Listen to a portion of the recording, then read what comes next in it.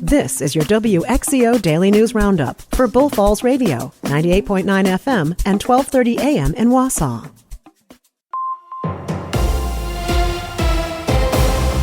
Civic Media News.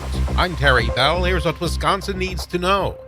A new study committee will look at how to manage Wisconsin's sandhill crane population and reduce the crop damage they cause. The group is made up of state lawmakers, farmers, and conservationists. There's talk of setting up a hunting season. The committee is expected to make recommendations later next year. Kamala Harris's husband campaigns in Wisconsin this weekend. Doug Emhoff will speak at the Hmong Festival in Wausau and to a Democratic gathering in Stevens Point tomorrow. Vice President Harris became the presumptive Democratic nominee after President Biden left the race on Sunday. The Summer Olympics start today. As Lisa Hale reports, Wisconsin will be well represented. 18 athletes from the Badger State will compete for Team USA in the Paris 2024 Olympics. The biggest name competing might be Indiana Pacers' Tyrese Halliburton. He's an Oshkosh native on the men's basketball team. The Paris Olympics officially kick off Friday and will last through August 11th. For Civic Media, I'm Lisa Hale.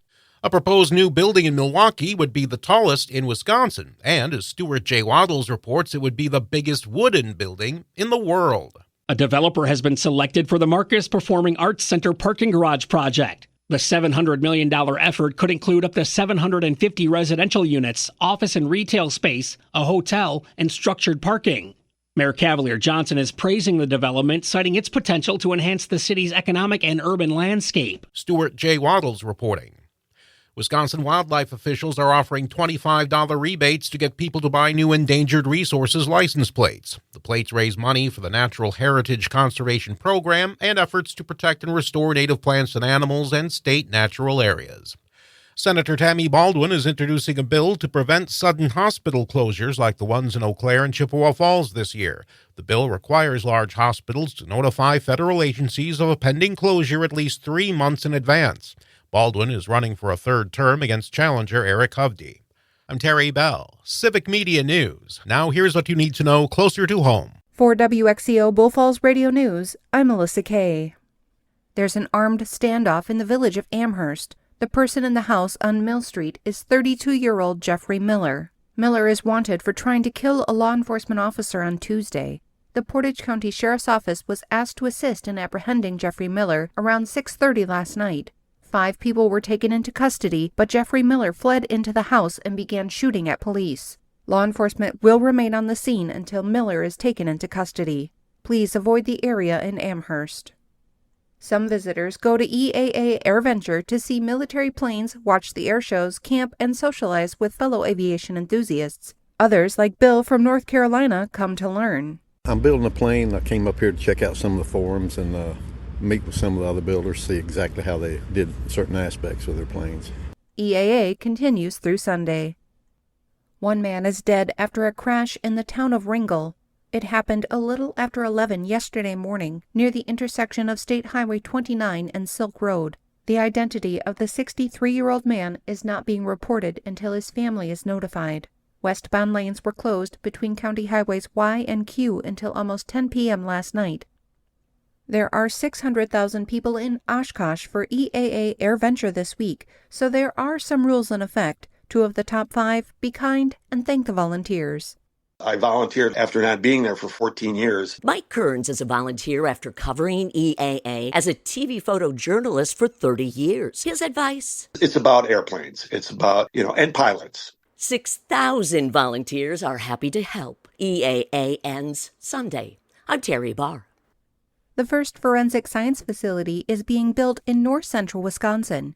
They broke ground in Marathon County this week on North Central Technical College's Wausau campus. The Wausau Pilot and Review reports Marathon County's Regional Forensic Science Center will be the 8th facility in the state to offer forensic autopsies. The new center will provide support to at least 28 counties in Wisconsin and the Upper Peninsula of Michigan.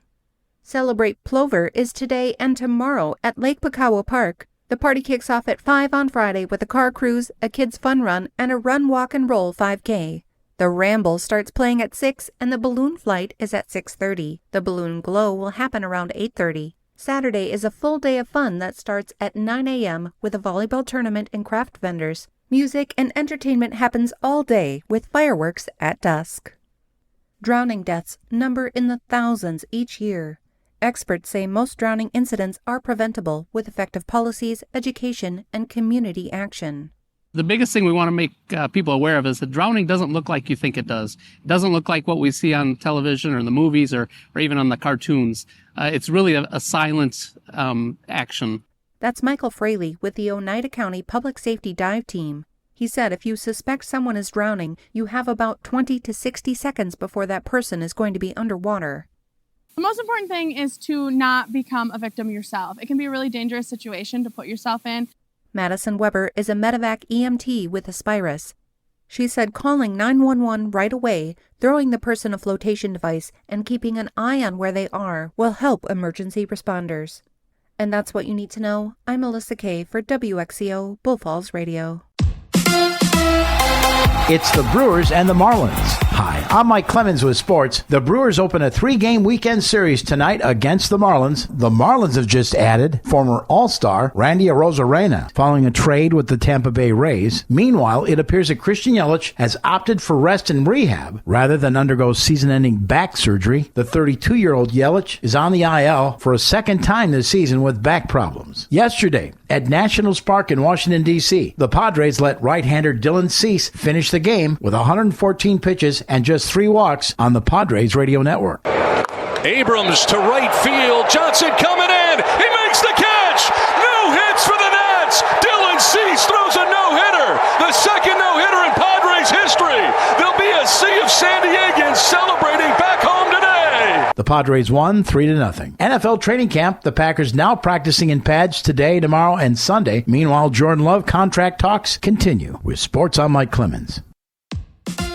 On your entertainment beat, I'm Pete Schwaba. There's an expected huge blockbuster movie opening this weekend in theaters. Deadpool and Wolverine has been highly anticipated all summer and stars Ryan Reynolds as Deadpool and Hugh Jackman once again as Wolverine. The film should clean up at the box office due to the popularity of the franchise, the studios behind it, Marvel and Disney, and the 81% on Rotten Tomatoes does not hurt either. There's something for comedy fans that opens this weekend too, The Fabulous Four. The movie stars Bette Midler, Susan Sarandon, Cheryl Lee Ralph, and Bruce Greenwood. The Fabulous Four is being called an uproarious comedy by the makers behind it. The plot sees 3 lifelong friends road trip to Florida to attend the wedding of another lifelong friend, Bette Midler. The film will have to rely heavily on the popularity of its actors and their track records, as it is not reviewing particularly well. Then again, if you like the genre, the comedy doesn't necessarily have to be uproarious. At 15%, you just hope it doesn't make you clinically depressed. Have fun at the movies. Sometimes you hear things that can't be true. Here's one of them. John Schneider from the Dukes of Hazzard got married in Vegas to Paul Sorvino's widow, Dee Dee, after they met at the Hollywood Museum at an Abbott and Costello exhibit. All of that is true. People magazine reports that the mediocre at Best Actor gave credit to God for bringing him and Dee Dee together. There is no word yet if Schneider will rescind all of his comments to People like he does most of his insane political tweets. Also, according to People magazine, Tom Brady and model Brooks Nader have been casually hooking up. They always break the big stories. People's inside source did not clarify if casually hooking up meant that when Brady gets together with Nader, he wears JCPenney activewear, or if he's rounding third and headed for home. To be fair, an additional source says that they are not dating, and yet a third source says appropriately, who cares?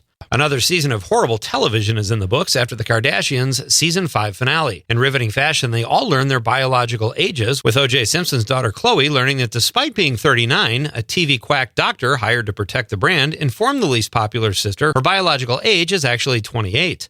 Whatever the hell that means. Other Kardashians who fared well were Mom Kris, who found out she's actually 6 years younger than her actual age of 68. Kim Kardashian's real age is 43, but her biological age is 34. No word on what any of their plastic surgery ages are. In other news from the season finale, Kim Kardashian joked that after watching The Crown, she can totally rule a country, saying she's learned so much from a TV show. She felt the same way about boating after watching Gilligan's Island. Kardashian says she's excited to enter the actress phase of her career, seeming to forget she did a few very low-budget independent films years ago that launched her career. For more showbiz fun, tune into Nightlight with me, Pete Schwaba, weeknights from 7 to 9 p.m. on the Civic Media Radio Network. Mostly sunny today, our high 81 this afternoon. The wind will be from the south at 5 to 15. Tonight, clear, low of 59. Tomorrow, sunny, 85. Then on Sunday, partly cloudy, 85, with some thunderstorms late Sunday night into Monday. I'm meteorologist Sean Cable. Current temp, 62.